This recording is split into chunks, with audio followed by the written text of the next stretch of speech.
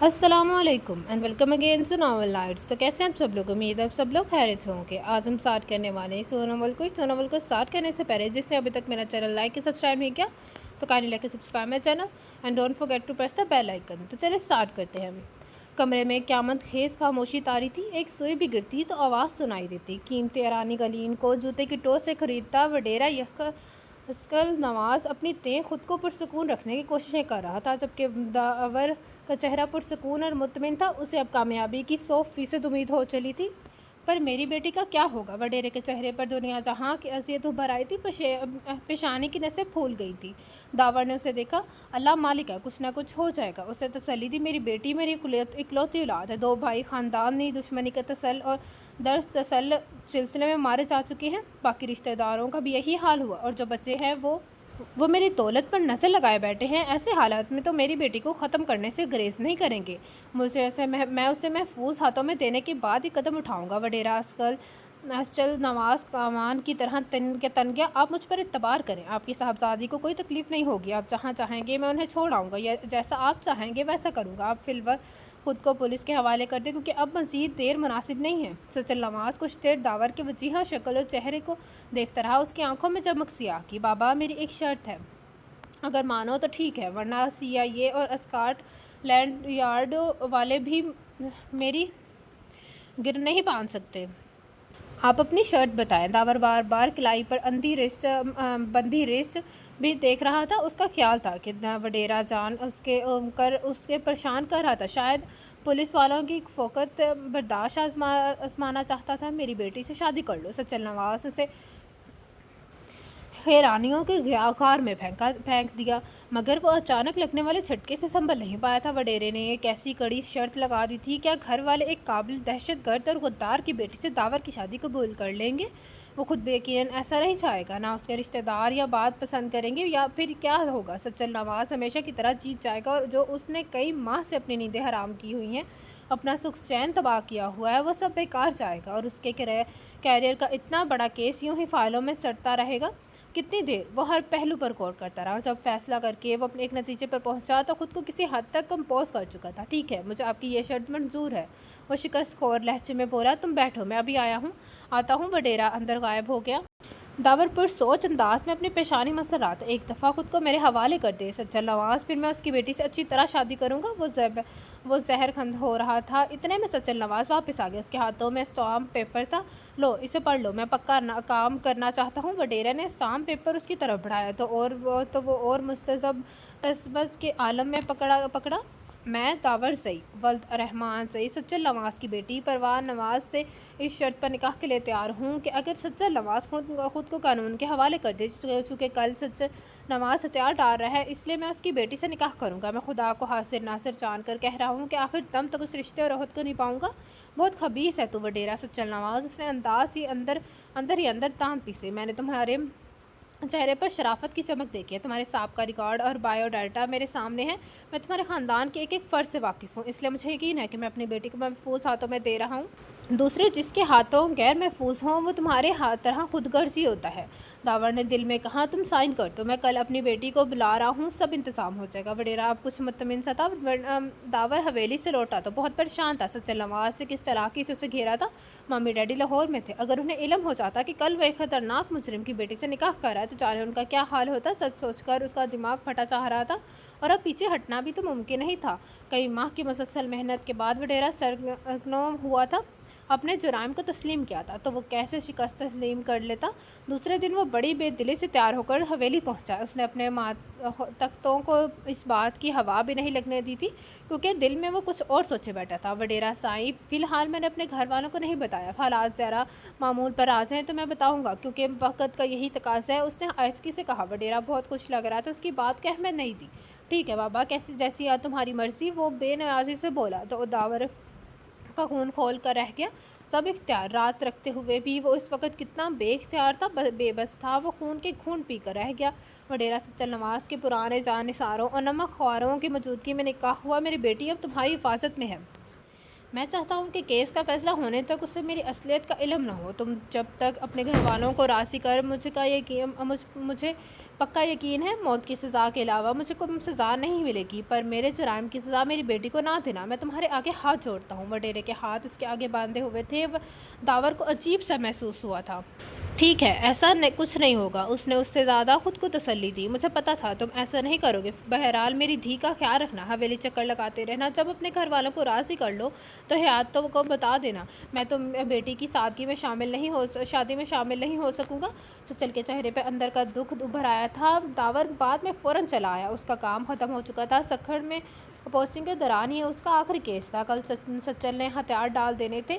اس نے اس تمام کارروائی کو خفیہ رکھنے کی کڑی شرط لگائی تھی۔ سچل نواز نے کئی قتل کیے تھے۔ وڈیرے کے روپ میں وہ ایک نرم و خوب مہربان مالک تھا، مگر در پردہ وہ ایک غیر ملکی تنظیم کے لیے کام کرتا تھا۔ وڈیرے کے ہاتھوں چند اہم حکومتی اراکین کا قتل ہو گیا تھا، جن میں غیر ملکی نمائندے بھی شامل تھے۔ یہ سب تنظیم کے امعاء پر ہوا تھا۔ تب سے سچل نواز حکومت کی نگاہ میں آ گیا تھا، جب سے غیر ملکی نمائندوں کا قتل ہوا تھا۔ حکومت اور قانون کا دباؤ سچل نواز پر بڑھ گیا تھا۔ وہ CIA کو بھی مطلوب تھا۔ اس سے پہلے وہ خفیہ اداروں کی نظر میں نہیں آیا تھا، کیونکہ اس کی پشت پر ایک مضبوط مافیا کا ہاتھ تھا۔ کسی کو اس پر ہاتھ ڈالنے کی جرأت نہیں ہوئی تھی۔ نہ اس کے کارنامے اور جرائم عام ہوئے تھے، صحافیوں کے ہاتھ میں اسے معاملے میں بندھے ہوئے تھے۔ یہاں تک کہ جب اس نے خود کو قانون کے حوالے کیا تو اس موقع پر ایک صحافی بھی موجود نہیں تھا۔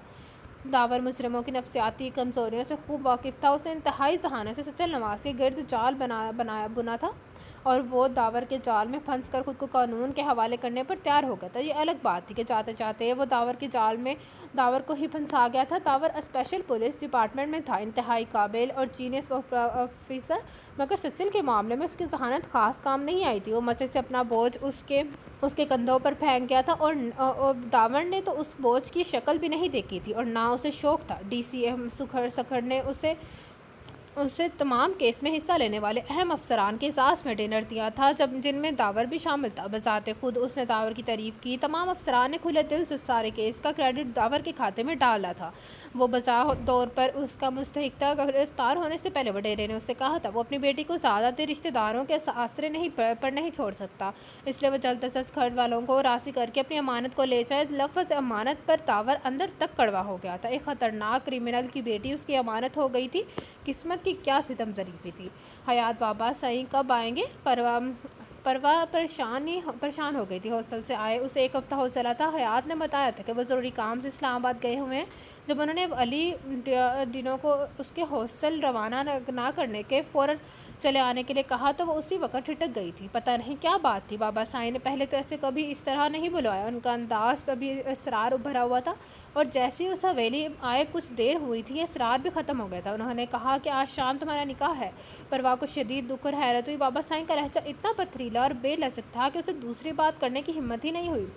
ان کے سامنے تو پروا کی بولتی ویسے ہی بند ہو جاتی تھی۔ ان کا چہرہ اتنا رعب دار اور کھڑدار تھا، مخاطب نظر ہی نہیں اٹھا سکتا تھا اور اس کی ہر ضرورت کے بغیر پوری کر دیتے تھے۔ پروا کو حسرت تھی رہی کہ ان سے ایک آنکھ اٹھا کر بات کر سکے، ضد کر سکے۔ میری عمر نکلی جا رہی ہے، 17 کے بجائے 70 سال کی ہو رہی ہوں نا۔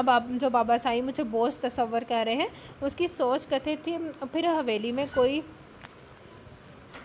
مہمان بھی نہیں تھا، نہ رشتہ دار تھا، سب کچھ انتہائی رازداری سے ہو رہا تھا۔ بس ملازم تھے، وہ کچھ سے پوچھتی۔ رات وہ بہت روئی۔ سچل نواز بہت صبر سے کام لے رہا تھا۔ اس کی پیاری بیٹی یوں بلک بلک کر رو رہی تھی، اس کا دل جیسے کٹا جا رہا تھا۔ میں نے تمہارے لیے اچھے شخص کا انتخاب کیا ہے، قدر کرنا، وہ دھیرے دھیرے کہہ رہے تھے۔ پروا نے اسے اچھے شخص کی شکل تک نہیں دیکھی تھی۔ ہاں، نوکرانیاں کہہ رہی تھیں کہ بڑا روب داب والا بندہ ہے، پر اس نے خاص دلچسپی نہیں لی، بلکہ وہ اچھی خاصی بیزاری محسوس کر رہی تھی۔ اس کی ساری سہیلیاں ہر بوجھ اور فکر سے آزاد، ایسے کسی بھی بندھن سے بے نیاز تھیں۔ ہاں، ان کے گروپ میں صرف صوفشا تھی، جس کے حال میں ہی منگنی ہوئی تھی۔ سب اسے کتنا چھیڑتی تھی، وہ روحان سی ہو جاتی تھی۔ ہاں، باقی تینوں نے عہد کیا تھا کہ جب تک وہ اپنے نصیب النین کو پا نہیں لیتی شادی نہیں کریں گی۔ ان تینوں کے مقاصد بہت بلند تھے۔ ارم اپنے بابا کے طرح DC بننا چاہتی تھی، حمیرہ سیاست میں نام کمانا چاہتی تھی، پروا جرنلزم کے میدان میں جھنڈے گاڑنا چاہتی تھی۔ بیچاری صوفشاں ڈاکٹر بننا چاہتی تھی، پر منگنی کے بعد انہوں نے اس سے اتنا زج کیا کہ وہ اپنے نصیب العین سے ہی پھر گئی تھی۔ اسے اب اس کے پاس اپنے منگیتر ہمایوں کے قصے ہوتے تھے۔ پروا کو بھی یوں لگا جیسے وہ اپنے مقاصد سے بہت پیچھے رہ جائے گی، کیونکہ بابا سائیں نے اسے یہ کہہ کر سہما دیتے کہ وہ بہت جلد اس کی شادی کر دیں گے۔ اس کے گروپ کو جب یہ بات معلوم ہوگی تو وہ سب کتنا ہنسیں گی، اس کا مذاق اڑائیں گی، شاید اسے گروپ سے خارج ہی کر دیا جائے گا، کیونکہ صوفیہ کی منگنی کے بعد تینوں اس سے ناراض ہو گئی تھی، مکمل بائیکاٹ کر دیا تھا وہ۔ تو ہمایوں نے خود ہی صوفیہ کے آنسو سے ہار کر اس کی گلو خلاصی کرائی تھی، تب کہیں اسے جا کر دوبارہ گروپ میں داخلے کی اجازت ملی، وہ بھی ہمایوں کے کہنے پر۔ پروا کو نہ تو بابا سائیں کے منتخب کردہ اپنے اچھے شخص میں دلچسپی تھی، نہ اس کے گھر والوں سے، بلکہ وہ تو سوچ سوچ کر پریشان تھی کہ وہ ارم صوفیہ اور حمیرہ سے اس خبر کو کیسے چھپائے گی۔ جو انہوں نے واپس آنے پر اچانک ہاسٹل سے روانگی کا پوچھا تو وہ کیا کہہ کر انہیں مطمئن کرے گی؟ اگلے ماہ ہی تو سیکنڈ ایئرز کے فائنل ایگزامز تھے، ان کا سامنا تو کرنا ہی تھا، اور وہ اچھا سا بہانہ سوچ رہی تھی جو سنا کر سب کو مطمئن کر سکے۔ اسے تعلیم ادھوری رہ جانے کا، دوستوں سے بچھڑ جانے کا خوف لاحق ہو گیا تھا، اسے ان اندیکھے شخص سے نفرت محسوس ہو رہی تھی۔ بھاگ بھری نے رات اس کے بالوں میں مالش کرتے ہوئے بتایا تھا کہ وہ بڑا سوہنا، اونچا لمبا قد ہے، اس نے ڈانٹ کر اسے خاموش کروا دیا۔ بابا سائیں کو اسلام آباد گئے کافی دن ہو گئے تھے، پر نہ ان کا فون آیا نہ اطلاع۔ ہاں، حیات نے بتایا تھا کہ وہ اسلام آباد سے امریکہ چلے گئے ہیں۔ تب پروا نے سکون کا سانس لیا، اب وہ آرام سے امتحان تو دے سکتی ہے۔ اس کے امتحان بھی ہو گئے، پر بابا سائیں نہیں آئے، نہیں لوٹے۔ اب وہ سچ مچ پریشان ہو گئی۔ جب بھی امتحان دے کر وہ حویلی آتی، بابا سائیں حتی الامکان گھر میں ہی رہتے، کہیں جانا ہوتا تو بھی بتا کر جاتے۔ یہ پہلا موقع تھا جب وہ اسے بتائے بغیر چلے گئے۔ اس نے ارم کو فون کر دیا، وہ بیچاری اس کی پریشان آواز سن کر بھاگی بھاگی آئی، ساتھ اس کی مامی صالحہ بھی تھی۔ ارم سے اس کی دوستی پرانی بھی، تقریباً 5 سال پرانی۔ ارم کئی بار حویلی آئی تھی، جب وہ لاہور سے سفر کر کے سکر پروا کی خاطر آئی تو اس کا مان بڑھ جاتا، وہ خود ہاسٹل سے ان کے گھر چلی جاتی اور ایک دو رات ان رک بھی جاتی۔ بابا سائیں نے کبھی برا نہیں منایا۔ ارم اور صالحہ اس کی شاندار حویلی سے بہت معروف تھی، ان کی صرف ایک بار ہی سچن نواز سے ملاقات ہوئی تھی۔ ارم نے انہیں اینگری مین کا خطاب دیا تھا۔ آنٹی صالحہ نے اس کی تنہائی اور پریشانی دیکھتے ہوئے اپنے ساتھ لاہور چلنے کے لیے کہا۔ وہ نیم راضی تھی۔ ارم تو کھل اٹھی۔ پروا نے ڈیرے پر حیات کو فون کر کے کہا، میں انکل ساجد کے ہاں ہوں، اگر بابا سائیں کا فون آیا تو انہیں بتا دینا اور ان سے کہنا ہے کہ مجھ سے رابطہ کریں، اور ہاں، حویلی کا بھی خیال رکھنا۔ وہ حیات کو ہدایت دے رہی تھی۔ اس نے فون بند کرنے سے پہلے محسوس کیا کہ حیات اس کے لاہور روانگی کا سن کر خوش ہو گیا ہے۔ تھوڑی دیر بعد یہ بات اس کے ذہن سے اتر گئی۔ سچن نواز سے بطور خاص لاہور کے اس کالج میں دشمنوں کے خوف اور تحفظ کی اس وجہ سے اسے داخل کروایا تھا۔ ان کے خیال میں پروا سکر سے زیادہ لاہور میں محفوظ رہتی۔ بہرحال یہ ان کا خیال تھا، وہ تو اسے بیرون ملک بھیجنا چاہتے تھے۔ پروا نے یہ سنتے ہی رو رو کر حالت خراب کر لی تھی۔ شروع سے ہی وہ بورڈنگ ہاؤسز اور ہاسٹلز میں رہی تھی۔ بابا سائیں سے برسوں کی دوری سے گوارا نہیں تھی۔ اس کے آنسو سے سچن نواز کا ارادہ بدل گیا، وہ یہیں پاکستان میں اسے رکھنے پر آمادہ ہو گئے تھے۔ مریض سے وہ اب لاہور آ گئی تھی۔ پری، اگر بابا سائیں جلد نہ لوٹے تو تم ساری چھٹیاں ہمارے پاس ہی گزارنا، ارم نے اسے کہا، اور وہ مان گئی۔ وہ کافی عرصے کے بعد ارم کے گھر رہنے کے لیے آئی تھی۔ ساجد انکل نے ملازم کو رکھ لیا تھا، جو پروا کو خاصا بدتمیز لگا۔ پہلے دن ہی اسے ناپسندیدگی کا اظہار کر دیا، چونکہ وہ سب گھر والوں سے بے تکلف تھی، اس لیے آرام سے رائے دے رہی تھی۔ ارم کے 2 بھائی حسان اور ہارون اور ایک بہن اقرا تھی۔ حسان سب سے بڑے تھے اور ڈی سی تھے، اور اس سے چھوٹی اقرا بھی تھی جو یونیورسٹی اسٹوڈنٹ تھی۔ اس کے بعد ہارون تھا جو میڈیکل کے پہلے سال میں تھا۔ سب سے چھوٹی ارم تھی جو انٹر کا امتحان دے کر فارغ تھی۔ احسان بھائی اس سے بالکل ارم کی طرح پیش آتے تھے۔ انکل ساجد اور صالحہ آنٹی بھی سگے ماں باپ کی طرح چاہتے تھے اسے۔ ہارون سے کھٹ پٹ چلتی رہتی تھی اور آئی کا رویہ بڑی بہنوں جیسا تھا، اور رہی ارم تو وہ اس کا عزیز جان دوست تھی۔ پروا کو وہ سب فیملی ممبرز کی طرح ٹریٹ کرتے تھے۔ ساجد انکل سمیت سب بھی اسے اچھے لگتے تھے۔ پروا کا یہ نیا ملازم فاروق، جو انہوں نے شاید کچھ ہفتے پہلے ہی رکھا تھا، اسے ایک آنکھ نہیں بھایا تھا۔ خاصی بدلہاسی اور بدتمیزی سے بات کرتا تھا۔ پروا کا رئیسانہ مزاج اس کے طرح کی غلطیاں برداشت نہیں کر سکتا۔ وہ ایک ہی بار سنا دیتی، اس کا بس چلتا تو اسے ٹیڑھے شخص کو سیدھا کر دیتی۔ رات کا نہ جانے کون سا پہر تھا جب اس کی آنکھ کھلی، اس سے اے سی فل کولنگ کے ساتھ چل رہا تھا۔ پروا کی نظر ارم پر پڑی، وہ مچھے سے سو رہی تھی۔ کوئی نامانوس سا احساس تھا، ہلکا سا شور تھا جس کے باعث اس کی آنکھ کھلی تھی۔ اس نے اے سی کا بٹن بند کیا تو یوں لگا جیسے باہر کوئی دھیرے چل رہا ہے۔ قدموں کی ہلکی آہٹ اے سی بند ہونے کے باعث شب اس کے گہرے سکوت میں صاف محسوس کی جا سکتی تھی۔ پروا نے پاؤں بستر سے نیچے لٹکائے اور نظریں سوچوں کی تلاش میں بیڈ سے نیچے دوڑائیں۔ بکھرے بال बहन थी वो उठ खड़ी हुई, धीरे से दरवाज़ा खोलकर उसने पहला कदम बाहर रखा कि रेड डोर की लाइट जल रही थी, कि लेकिन न कोई नज़र नहीं आ रहा था। वो सहन में आ गई। तब उसने देखा फ़रूर को महतात अंदाज में बार बार साथ वाले लड़के का जायज़ा लेता इधर उधर चक्कर काट रहा। ये सामने कुर्सी पे धरी हुई थी, सामने कुर्सी पर उसकी धरी हुई थी। ऊपर से आने वाले सीढ़ियों का बैरूनी दरवाज़ा भी खुला हुआ था। उसकी आंखों में सुर्खी बता रही थी वो काफ़ी देर से जाग रहा है। परवा के जहन में खतरे का अलार्म बजा, और यकीनन कहीं कोई गड़बड़ ज़रूर थी। ये तुम आधी रात को चोरों की तरह क्या करे हो? वो दबे कदमों से उसके पीछे जाकर पहुंची। फ़ारूक बिल्कुल परेशान नहीं हुआ। आप आधी रात को क्या कर रहे हैं? उल्टा उसने सवाल छाड़ दिया। तुम मुझसे पूछने वाले कौन होते हो? मैं आधी रात को क्या कर रही हूँ? अपने काम से काम रखो, मेरे मुंह ना लगो। वरवा के चेहरे की जाविया बिगड़ के अपने काम से काम रखता हूँ, अपने औकात में पहचानता हूँ। ये तो सरासर इल्ज़ाम है। आपके मुँह कौन लग रहा है?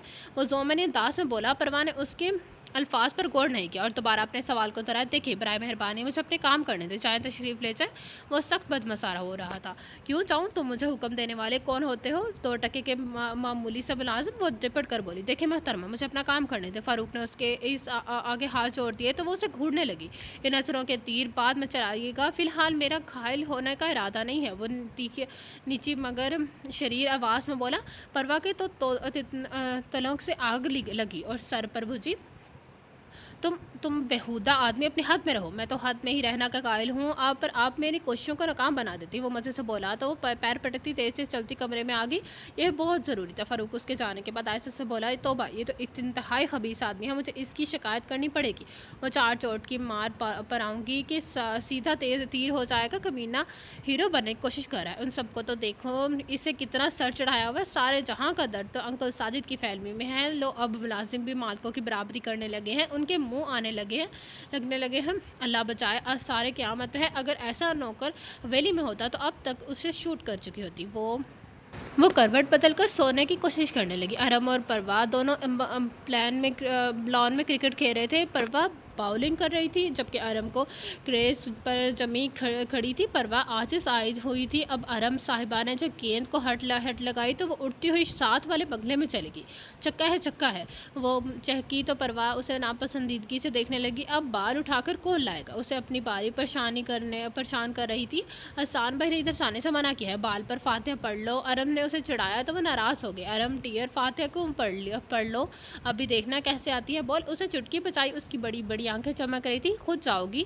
फॉर गॉड सेक मत जाना, हसान भाई तुम्हारी टांगें तोड़ देंगे। अरम ने उसे रोका तो मुस्कुराने लगी। मैं खुद क्यों जाऊंगी? उस उम्र में मुझे लंगड़ी होने का शौक नहीं है। तुम देखो। तो वो अंदर बढ़ गई फारूक के कमरे की तरफ। अरम के घर आकर वो बहुत इंजॉय करती थी। हवेली में कोई उसका हमरा उम्र नहीं था। नौकरों से मेल जोल बाबा साईं को पसंद नहीं था। शुरू में ही वो बोर्डिंग और हॉस्टल्स में रही थी। छुट्टियों में घर देखना नसीब होता था, ऐसा घर जो माँ बहन और भाइयों की वजह से खाली था। उसका जी चाहता इर्द गिर्द बहुत सारे लोग हों। वो ज़ोर ज़ोर से हंसे बोले झगड़े, उसकी एक ख्वाहिश हसरत ही रही। वो बाबा साईं की इकलौती औलाद थी। बाबा साईं उसे रिश्तेदारों से भी नहीं मिलने देते थे, बकौल उनके कि वो सब दुश्मन है। वो दिल महसूस रह जाती थी हॉस्टल से। वीकेंड पर जब भी अरम के घर आती तो बहुत खुश होती।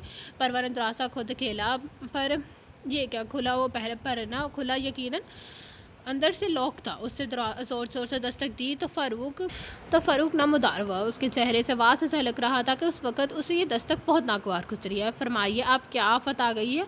तो तेज़ी से डांटते हुए साहिल में बोला। परवन नोट कर रही थी कि वो दरवाजे पर फैल कर खड़ा है, जैसे ये चाहता हो कि वो अंदर ना देख सके। मेरी बाल साथ वालों के बखले में गिर गई है, फ़ौरन ला दो। वो बेनियासी और शाहानापन से हुक्म देकर फ़ौरन मुड़ गई, जैसे उसे यकीन था कि फ़ारूक उसके अहकामात पर ज़रूर अमल करेगा। और सचमुच वो कोई पसे पेश किए बिना चला गया। उसकी वापसी 15 मिनट बाद हुई। बाल परवा के हवाले करके वो कमरे में चला गया। उसने फिर बाउलिंग शुरू कर दी। अरम ये तो जो तुम्हारा मुलाजिम फ़ारूक है ना, मुझे बहुत मशकूक लगता है। ऊँची सी शय रात परवा की सुई फ़ारूक पर अटक गई थी। नहीं परी, ऐसी ही तुम्हें मशकूक लगता है? बड़ा बेज़रर मेहनती सा आदमी, अपने काम से काम रखने वाला। हाँ देख रही हूँ। वो जो चुनता है वो सलीके वो हफ्ते हो गए मुझे आए हुए। इतना हट्टा कट्टा है, काम करवा लो उससे। मेरी हवेली में ऐसा नौकर होता ना तो बैल की जगह उसे खड़ा करके लहू पिलवाती, सारे ऐशो आराम के भूल जाता। वो न हुआ से बोली तो अरम ने उस मौजू बदल दिया। वो दोनों जब टहल कर आई तो सबके बेडरो मज़े के दरवाजे बंद थे, बेडरूम्स के दरवाजे बंद थे, दोनों भी सोने की तैयारी करने लगी। ये 6 बेड रूम्स और 3 गेस्ट रूम्स पर मुश्तमिल अच्छा खासा कुशादा घर था। एक टैक्सी भी जो खाली पड़ी हुई थी। साजिद इस्तेमाल न होने के बायस किराए पर देना चाह रहा था, पर साले ने रोक दिया। अरम, मुझे नींद नहीं आ रही, क्या करूँ?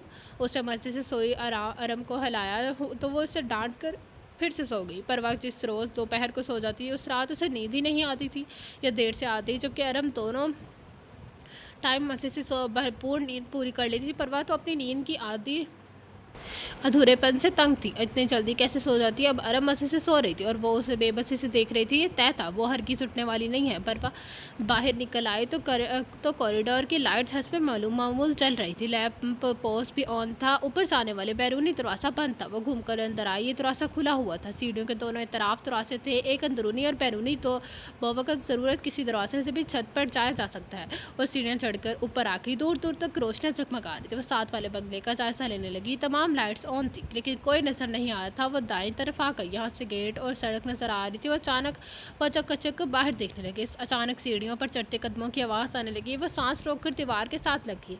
घर वालों में से कोई होता तो उसे यूं रात के छत पर देखकर हैरान होता कि सारा घर सो रहा है, वो क्या कर रही है। ये सवाल आने वाले के जहन में ज़रूर आता। इस रुख पर पहले उसे सोचा ही नहीं था। बड़ी देर बाद ध्यान आया, तब तक वो जो कोई भी था ऊपर आ चुका था। परवा ने बड़ी देर से रखा सांस खारिज किया। वो फारूक था। उसे देखकर वह हैरान हुआ या नहीं, उससे इसके कोई गर्ज नहीं था। अलबत्ता वो मुतमिन हो गई थी। क्यों पर आए हो इस वक्त, और लेना क्या है तुमने? वो रौब से बोलकर अपना भरम रखना चाहती थी। झक मारने आया हूँ, कोई एतराज़? उसे चढ़ लग रखा है। यूँ लग रहा था जैसे परवा की मौजूदगी उसे अच्छी नहीं लग रही थी। तुम मेरे साथ मालिकों वाले अंदाज में बात क्यों नहीं करते? मालिक हम हैं, तुम नहीं। गेस्ट रूम में ठहरने से मुलाजिम या गुलाम मालिकों के बराबर नहीं हो जाते। आई समझ? वो तब कर बोली तो फारूक वो दूसरी तरफ मुड़ गया। छत पर लोहे की कुर्सियाँ शायद हाल में ही रखी गई थी। परवा ने पहले नहीं देखी थी। वो कुर्सी पर बैठ गया। इस तरह भी अंदाज में वो जूते की टो से फर्श कुरेदने लगा। बात सुनो, तुम हो क्या चीज़, इंसान या जिन? वो रुक कर बोली, इंसान हो। अगर जिन होता तो आप इस वक्त यहाँ खड़ी होकर ये सवाल ना पूछ रही होती। और प्लीज़ अब आप जाएं, मैं इधर सोने आया हूँ, नीचे गर्मी है। वो कतई बेमरवती से बोला, तो सो जाओ, मना किसने किया है? मैं तुम्हें खड़े होकर मोरछल नहीं चलने वाली। वो पकड़ कर बोली तो फारूक उसे छेड़ बैठा। कम अज़ कम लगता तो यही है। वो इत्मीनान से टांगें लंबी करते हुए बोला तो परवाह को चेहरा सुख हो गया। उससे फिर बदतमीजी कर दी थी। दिल चाहता है तुम्हारा सर फोड़ दूँ। वो दांत पीसते हुए घुर्राई। ले, सर तस्लीम खम है, उसे सचमुच सर झुका दिया। सर तस्लीम खम के बच्चे, तुम्हारा इलाज ढूंढना पड़ेगा। वो धड़ धड़ करती सीढ़ियाँ उतर गई। फारूक ने इत्मीनान से अपना काम शुरू कर दिया। पूरे घर में वो फेरियाँ खा रही थी। इकरा आपी की वापसी अभी तक नहीं हुई थी। हारून भी गायब थे। साजिद अंकल, साले आंटी और अरम तीनों अपने आंटी अदीना की तरफ गए हुए थे। अदीना साजिद की वाहिद बहन थी। सुबह सुबह ही राबी का फ़ोन आया कि मामा की तबीयत ख़राब है। वो तीनों सुनते ही चले गए।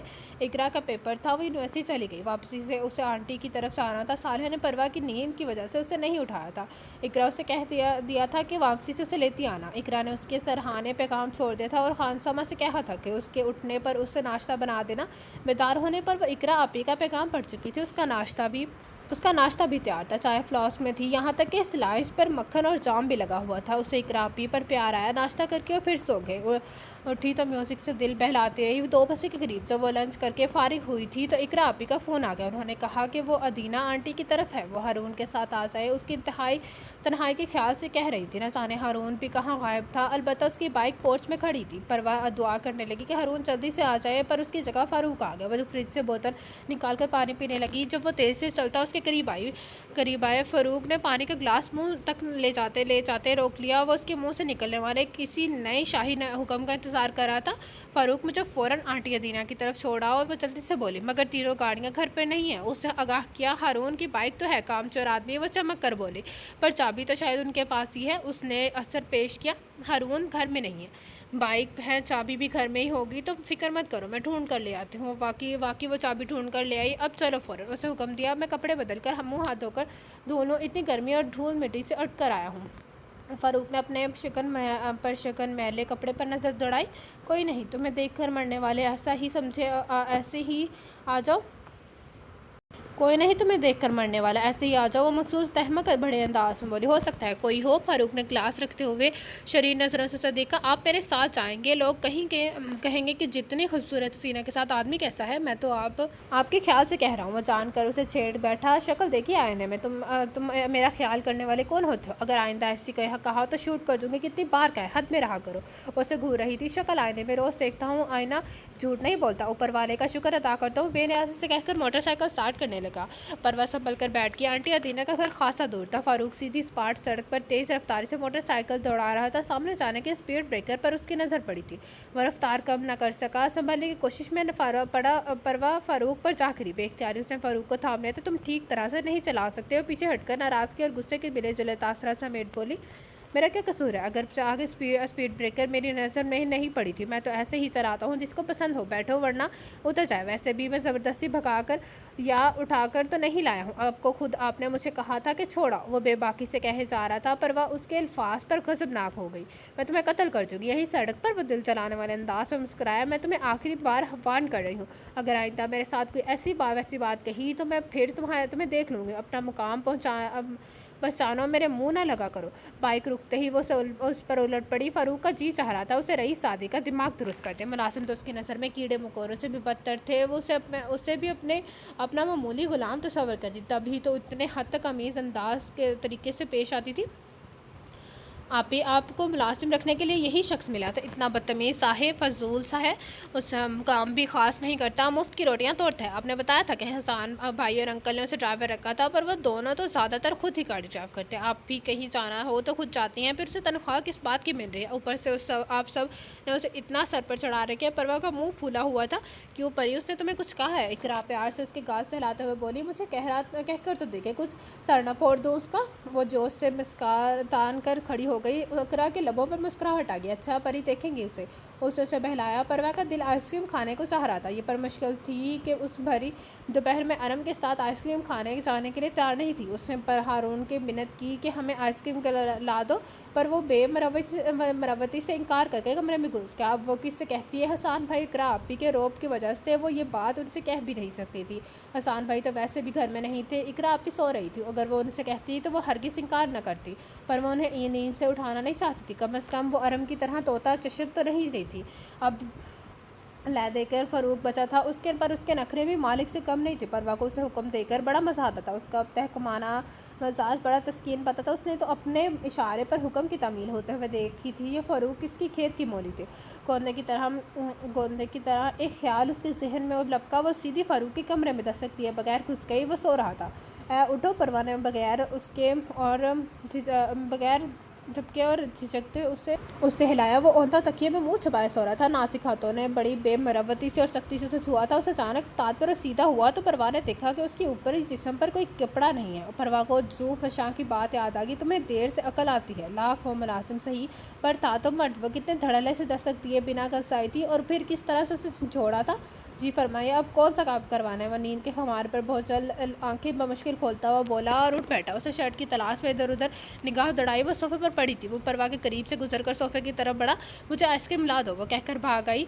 फारूक को उसके अंदाज में देखना और उसे मुनासिब नहीं लगा था। अगर वो उसके यूं बेधड़क जगाने का कोई और मतलब निकाल लेता, कोई बदतमीज़ी कर देता, तो आगे ही कितना बदलिहाज था। वाकई उसे देर से अकल आती थी। उसे यूं भरी दोपहर में एक मर्द के कमरे में नहीं जाना चाहिए था। वो उस बात को भूल भाल गई थी। फारूक ने उसे आइसक्रीम ला दी थी और पैसे भी नहीं मांगे थे। अपनी इस कमाना बहादुरी पर उसने खुद को खूब सराहा था कि इतने बड़े मर्द को उल्लू बना दिया। आइसक्रीम के पैसे भी नहीं दिए। आराम आओ फारूक के कमरे की तलाशी लेते हैं। वो इसके कमाना तस्वीर से घूरने लगी। अच्छा ना तो ना सही। परवा ने मौसू बदल दिया। उसे ये तो इल्म हो गया था कि अरम उसका साथ नहीं देगी। परवा ने तन्हाई ये महम सरकर करने का फैसला कर लिया। फारूक सुबह से ही कहीं क्या हुआ था। साले ने चाहते चाहते सौदे सर्फ की सामान की लिस्ट उसे थमा दी थी कि वो वापसी पर लेते आना। इकरा ड्राइविंग रूम में अपने दोस्त के साथ मसरूफ़ गुफ्तगू थी। आंटी साले आंटी सालिया भी वहीं थी। आरम टैक्सी की सफाई करवा रहा था। परवा के उस इंतज़ार पर फारूक मुलाजिम होते हुए भी गेस्ट रूम में क्यों रहता है? अंकल साजिद ने उसे टैक्सी में ठहराने का इंतज़ाम कर दिया था क्योंकि सर्वेंट क्वार्टर्स नहीं थे। आरम उस सिलसिले में टैक्सी की झाड़ू पोंछे भी में लगी हुई थी। हारून भी गायब था। मौका अच्छा था, मैदान साफ था। वो फारूक के कमरे की तरफ बड़ी अफसोस के दरवाज़ा लॉक था। वो जब भी जाता कमरा बंद करके जाता। पिछली साइड की खिड़की शायद बेतहानी में खुली रह गई थी। वो उसे फैलांग कर अंदर दाखिल हो गई। अव्वल रोज़ से फारूक उसे पर इसरार कर सा लगा हुआ था, जैसे वो नहीं है जो वो खुद को खुद ज़ाहिर कर रहा है, बल्कि कुछ और है। वो क्या है वो यही जानने के लिए चोरों की तरह उसके कमरे में घुसी थी। परवाह ने जल्दी जल्दी अलमारी देखी। दरवाज़ा खोल के शायद कोई काबिल ज़िक्र चीज़ मिल जाए जो फारूक की पर इसरारत से पर्दा हटा दे।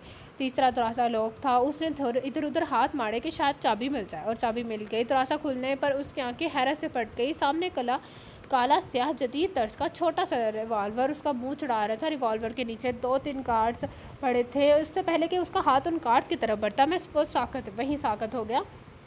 क्यों बिला इजाज़त आप चोरों की तरह मेरे कमरे में घुसी हैं? फारूक का सर्द लहजा, उसका लहू जमा गया। उसने आते ही खिड़की के पट वा कर देखे तो उसका माथा ठिठक गया। जहाँ तक उसे याद पड़ता है वो खिड़की बंद करके आया था। वो भी खिड़की के रास्ते अंदर आया और उसे देखकर उसका जी चाहा कि ज़ोरदार थप्पड़ से दे मारे, ताकि वो हर वक्त शेरलॉक होमर की तरह उसकी जासूसी ना करती फिरे। मैं पूछता हूँ, आप इस तरह क्यों आई हैं? दरवाज़ा लॉक है, मैं खिड़की से अंदर आया हूँ। आपको गायब पाकर कोई इस तरफ अंकल आए तो जानती हैं क्या होगा? वो परवाह के बिल्कुल करीब झुक गया। उसे फारूक का गर्ब बहुत खुला। क्या हो गया? उसे मुश्किल थूक निकला। आप पर आँच आएगी, सो आएगी, पर मैं भी नहीं बख्शा जाऊँगा। बराबर का शरीक ठहराजों को जाएँ। अगर आइंदा यूँ अपने कमरे में देखा तो नताइज की जिम्मेदार सरासर आप खुद होंगे। वो आगे से हट गया। पर वह डोलते कदमों से बाहर आई। उस पॉइंट पर उसने पहले जो सोचा ही नहीं था। इतनी अकल नहीं थी कि गहरी गहरी बातें सोचती। माँ बहनें नहीं थी वो जो उसे समझाती। दूसरों को क्या तकलीफ़ थी जो उसे रोक टोक करते। वो खुद से कितने वादे करती कि आइंदा ये काम नहीं करेगी, पर वो काम हो जाता था। दिमाग की सब हदायत भूल जाती थी। फारूक के खिलाफ उसके जहन में शदीद नफरत बढ़ गई थी। कितने सख्त लहजे में बोल रहा था जैसे परवाह ने वक्तों में शाही जलाद रह चुका है। उसे पुराने वक्तों में शाही जलाद रह चुका है। उसे सोचकर झड़झड़ी आ गई। वो रिवॉल्वर भी याद आ गया। न जाने क्यों उससे रखा हुआ था। उसे यकीन हो गया कि फारूक का ताल्लुक किसी खास तंजीम या दहशतगर्द गिरोह से है। उसे और ये सब भूले भाले लोग उसके जाल में फंसे हुए तर्स खाकर नौकरी दे दी। वो धड़ल्ले से टेबल पर बैठकर खाना खाता, सहूलियात से मेज़न गेस्ट रूम में रहता और मैं मज़े से ऐश करता। उसने ऐसे मुलाजिम कहाँ देखे थे? कोई उसे कुछ कहता ही नहीं था। परवाह ही थी जो उसके सर पर खड़े होकर उल्टे सीधे काम करवाती। यहाँ आते ही तीसरे रोज़ उसने मेहमान का चूल्हा उतार कर फेंका और फारूक को उसका मकाम बताने खड़ी हो गई। वो उसे फारिग बैठा दे जहर लगता। हर वक्त उसे दौड़ाई रहती, ये करो वो करो, ये ला दो वो ला दो, यहाँ क्यों खड़े हो, ऐसे क्यों बैठे हो, गेस्ट रूम में मत सोया करो, यूँ हर वक्त काम चोरों की तरह ना पड़े रहा करो। ऐसी तमाम बातों से उसने बहुत जल्द फारूक की ज़िंदगी चीरन कर दी थी। यूँ लगता था जैसे वो उसे नौकरी से निकलवा कर ही दम लेगी, पर वह उसे कुछ बाइद में बिना था। उस एक बार जो खनास उसके दिमाग में समाता वो उसे पूरा करके ही दम लेती। जैसे अब फारूक को कीड़ा उसके दिमाग में कल बुला रहा था। उसने सारा लॉन की घास उससे कटवाई, पौधों की कोटी करवाई। उसने अंकल साजिद और साले आंटी घर पर नहीं थे। अलबत्ता इकरा आपी ने उसे आइस्की से टोका था कि वो ड्राइवर से माली नहीं है, ड्राइवर है माली नहीं है। जॉबर उसने फारूक के काम सरी पर एक लंबा शिकायत नामा सुनाया जो चुप हो गई। आरम और हारून भी खामोश नहीं लग रहे थे। क्यों बेचारे के पीछे पड़ गई हो? आरम गोडी करते फारूक का तासुब से देख रहा था। हारून भी उसके सामने साथ शामिल हो गया। देखा कितना मोटा ताज़ा है, रेसलर लगता है। मेरे हवेली में होता ना तो पूरे बाग की ड्यूटी उसके ज़िम्मे लगाती और एक दिन में बाग को दुरुस्त करवाती। किस्म से एक माह बाद तुम आते तो पहचान पे ना पाती। जवानी और ताकत का सारा नशा हिरन कर देती। वह तहकीर से उसे देख रही थी। यार परी तुम पागल हो, भला उसे जवानी और ताकत का कौन सा नशा? बेजरर सा आदमी है। अरम ने उसकी वकालत की। ये इसकी बाजू और कंधे की देख रहे हो, बाकायदा बॉडी बिल्डर लगता है। उस रोज़ कह रहा था कि मेरे ऊपर बहुत सारी लड़कियां मत थी। परवा के मुंह से उसे रोज़ वाली बात निकल गई। हाँ तो गलत कहता है क्या है कि इतनी ज़बरदस्त? वैसे परी उसे देख कर तुम्हें ख्याल नहीं आता कि उसे हॉलीवुड की फिल्मों में होना चाहिए था? अरम की इस बात पर उसे गौर से उसका सरिया तो बौखला गई। कहीं उस पर मरने वाली लड़कियों में तुम भी तो शामिल नहीं हो? आरम का जी चाहा परवा का सर फाड़ दे। जी कहीं भी नहीं भाई, समझती हूँ बल्कि आप ही के हवाले से عرب نے زبان تان تو تلے دب لی، اس کے منہ سے نکلنے والا تھا صد شکر ہے پرواہ آگے ہو گئی تھی، اس کی بات سنی ہی نہیں۔ فاروق کے عین سامنے وہ کھڑی ہو گئی تھی۔ دیکھا اسے کہتے ہیں تنخواہ کا حال ہونا حلال ہونا۔ اسے ارم کو بھی بلایا۔ فاروق پسینے پسینہ ہو رہا تھا۔ ہارون فریج سے ٹھنڈے اسکوائش کا جگ نکال کر لے آیا تھا جو اقرا نے بنا کر رکھا تھا۔ اسے فاروق کو گلاس بھر کر دیا۔ وہ گٹا گٹ 3 گلاس چڑھا گیا۔ بس اب میں جاؤں، دیکھ لیں سارا لان ٹھیک کر دیا۔ وہ اجازت طلب کر نگاہوں سے پروا کو دیکھ رہا تھا۔ ہوں جاؤ، اسے سرہلایا۔ وہ سوچ رہی تھی کہ انکل اور آنٹی لان کو صاف ستھرا دیکھ کر کتنا خوش ہوں گے۔ مالی کئی روز چھٹی پر تھا، تبھی یہ خیال اس کے ذہن میں آیا تھا کہ فاروق لان ٹھیک کروایا جائے۔ رات حیات کا فون آ گیا تو اسے بتایا کہ حویلی میں ڈیرا سائی کا فون آیا تھا، آپ کو پیار کہہ رہے ہیں۔ پروا کی حالت خوشی سے غیر ہو گئی۔ بابا صاحب مجھے یہاں فون نہیں کر سکتے؟ وہ خفا تھی۔ بی بی سائزن وہ جلدی میں تھے۔ حیات نے اسے مطمئن کیا تھا۔ عرب نے انگلش فلم لگائی ہوئی تھی۔ پروا نے تھوڑی سی بھالت مجبوری دیکھی اور اٹھائی۔ اب وہ ٹہل کر سوچ رہی تھی کہ کیا کیا جائے۔ اوپر اسٹور روم میں ہارون کی بہت ساری پینٹنگ پڑی تھی۔ اس سے بسنت کے موقع پر دونوں کو اڑنا سکھائی تھی۔ اسے سوچا کہ ارم کو لا کر دکھائے تو شاید وہ اس کے ساتھ دینے پر آمادہ ہو جائے اور مووی بند کر دے۔ اسی سوچنے اس کے اندر کیوں توانائی سی بھری مچھر سے سیڑھیاں پھلانگ کر وہ اوپر آ گئی۔ دروازہ کھلا ہوا تھا۔ اس بادامی شرٹ کی ہلکی سی جھلک دکھائی دی۔ یقیناً یہ فاروق تھا۔ یہ آخری شو روم میں کر رہا ہے؟ دبے قدموں میں اندر داخل ہوئی۔ شو روم میں ایک کھڑکی پڑوسیوں کے صحن کی طرف کھلتی تھی، وہاں سے کھڑے ہو کر اندر جانے والوں کا بآسانی نظارہ کیا جا سکتا۔ فاروق اسی کھڑکی کے آگے کھڑا ہوا تھا۔ اس کے گلے میں جدید ترین ساخت کا غیر ملکی کیمرہ لٹکا ہوا تھا۔ وہ انتہائی مہینے سے تصویریں لے رہا تھا۔ وہ آگے ہوئی کہ دیکھے پڑوسیوں کے ذہن میں کیا چیز ہے جو یوں فاروق جیسا معمولی نوکر اس حساس ترین پولر آئیڈ کمرے میں سے تصویریں بنا رہا ہے۔ جوش سے وہ آگے ہوئی۔ اسی جوش نے کام بگاڑ دیا۔ ہٹ پر فاروق نے اسے دیکھا۔ بس ایک لمحے تھا۔ فاروق نے اسے گیسٹ روم سے گھسیٹ کر خود سے قریب کر لیا۔ ایک ہاتھ اس کی گردن کے گرد لپیٹے ہوئے اس کے منہ پر رکھ دیا۔ خبردار جب کوئی حرکت کی یا آواز نکالی۔ اس کا لہجہ ایسا تھا کہ پروا کا دل اچھل کر رقص میں آ گیا۔ فاروق کا مضبوط ہاتھ ڈھکن کی طرح اس کے منہ پر جمع ہوا تھا اور بازو شانے سے ہوتا ہوا گردن میں لپٹا ہوا تھا۔ وہ کھٹا کھٹ تصویریں لینے لگا۔ اسے مشکل ہو رہی تھی۔ اس مشکل صورتحال میں وہ کوئی رسک نہیں لے سکتا تھا۔ کتنی آکورڈ صورتحال تھی۔ وہ فاروق کے کتنے قریب تھی کہ نظر اٹھا کر اس کی گردن پر لگے زخم کے نشان کو دیکھ سکتی تھی۔ نہ جانے اس عالم میں کتنی دیر ہو گئی۔ پروا کو یوں لگا جیسے صدیاں گزر گئی۔ اس نے ہاتھ روک لیا۔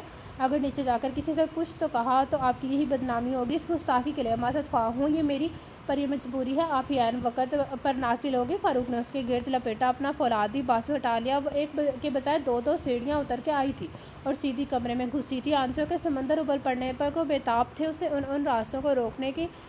ان کا راستہ روکنے کی کوشش بھی نہیں کی کہ وہ گھٹیا آدمی اگر کچھ کر دکھانے پر اتر آتا تو اس کے آگے اسے سوچنا بھی قیامت لگ رہی تھی۔ اس صورتحال کا اسے تصور بھی نہیں کیا تھا۔ فاروق کی یہ جرأت اسے سر سے پیر تک جھلسائے دے رہی تھی۔ دل چاہ رہا تھا حسان بھائی کے ریوالور کا پورا راؤنڈ اس پر خالی کر دے، اسے اتنا مارے کہ اس کے جسم سے خون کا آخری قطرہ تک نکل جائے۔ اس لمحے اگر کوئی اور وہاں آ جاتا جیسے وہ آئی تھی تو کیا ہوتا؟ تو سب جو اسے اتنا معصوم تصور کرتے ہیں وہ کیا مطلب نکالتے؟ انکل آرٹسٹ کے بارے میں کیا سوچتے؟ روتے روتے وہ سو گئی تھی۔ ارم جگانے آئی تب بھی نہیں اٹھی۔ اقرا کھانے کا کہنے آئی تو اس نے انکار کر دیا۔ وہ اس کے قریب بیٹھ گئی۔ پری کیا ہوا ہے؟ وہ پیار سے بولی تو اس نے جھڑ نہر بہانے بنا شروع کر دیے۔ مجھے حویلی جانا ہے بابا صاحب، مجھے یاد آ رہے ہیں۔ وہ اسی رفتار سے رو رہی تھی۔ اچھا چلی جانا، گھر بھی فی الحال اٹھو، کھانا کھا لو۔ اقرا نے اس کا ہاتھ پکڑا کر اٹھانا چاہا پر وہ ٹس سے مس نہ ہوئی۔ گھر بھر کو خبر ہو گئی کہ پروا کو گھر یاد آ رہا ہے۔ پری میں نے تمہاری پرسوں کی سیٹ کنفرم کروا دی، اب تو مسکراؤ۔ حسان بھائی نے اسے دلاسا دیا تو وہ مسکرا بھی نہ سکی۔ ہاں حویلی جانے کی خوشی ہو رہی تھی پر ساتھ ساتھ فاروق کو سبق سکھانے کا بھی دل چاہ رہا تھا۔ پری کیا ہوا ہے؟ عرب نے اسے بلایا تو اسے جھٹک کر اٹھ گئی اور آگر بیٹھ گئی۔ اچانک ہی اس کی نگاہ اقرا پر پڑی۔ وہ دم بخود سحر زدہ سی کسی غیر مرئی نقطے کو دیکھ رہی تھی۔ جیسے ان کی نگاہوں کے تعاقب میں یوں ہی دیکھتے ہوئے وہ چونک گئی۔ فاروق پائپ لگائے پورچ میں کھڑی گاڑی دھو رہا تھا۔ پینٹ کے بائنے اونچے کیے، شرٹ کی آستینیں فولڈ کیے، بظاہر وہ مگن تھا اور اقرا بھی اسے دیکھ رہی تھی۔ وہ قدرے آگے ہوئی تو اقرا نے اسے دیکھتے ہی کتاب چھٹ سے آگے کر لی۔ پروا پروا پورس میں چلی گئی۔ اس وقفے کے بعد وہ پہلی بار اس کے سامنے آئی تھی اور وہ زور شور سے صاف کپڑا ونڈ اسکرین پہ پھیرا تو اس کے اگلے تینوں بٹن کھلے ہوئے تھے۔ پروا کا جی چاہا کہ آنکھوں میں پڑی منٹی اٹھا کر اس کے اسرار بھرے منہ پر ملتے وہ زیر لب گنگنا بھی رہا تھا۔ کوٹ سے پروا کا کوئی سمجھ میں نہیں آیا۔ تیری زلفوں سے بادل کو رنگت ملی، تجھ کو چھو کر ہوائیں معطر ہوئیں۔ پروا کی نگاہ بے اختیار اقراپیس کے کھلے بالوں کی طرف اٹھ گئی جو ہوا سے لہراتے ہو تو وہ نزاکت سے نہیں سمیٹتی۔ اس عالم میں وہ ہمیشہ سے زیادہ اچھی لگ رہی تھی، پر نہ جانے کیوں آج پہلی بار وہ اسے اچھی نہیں لگ رہی تھی۔ اس کا سبب وہ خود بھی جان نہیں پایا تھی، پر وہ اندر چلی گئی جیسے وہ منظر برداشت ہی نہ ہو سکے۔ پھر دوسرے روز جب پروا جب جانے لگی تو فاروق غائب تھا۔ اس نے یوں ہی پرسنل تذکرہ ارم سے پوچھا تو اس سے کافی چونکان دینے والی خبر سنائی کہ وہ نوکری چھوڑ کر چلا گیا ہے۔ پروا اپنے شاندار سے بیڈ روم کی گداز بستر پر یوں کروٹیں بتا رہی تھی ایک دم جیسے حلق میں کاٹنے پر آئے تھے۔ سائڈ ٹیبل سے پانی کا جگ اٹھا کر اسے براہ راست منہ سے لگا لیا اور کٹ پانی پی لیا۔ اس پر ایک بے چینی سے طاری ہو گئی تھی۔ دوبارہ بیڈ پر لیٹی تو نیند کا کوسوں کم کا امکان نہ تھا۔ اسے اپنی بابا جان کا گردن و کان اور پہلو سے لگتے ہوئے محسوس ہو رہے تھے۔ بائیاں خانے جانے کہاں سے اس کی گردن پر لگا زخم کا پروا کی آنکھوں کے آگے ٹھہر گیا تھا۔ ایک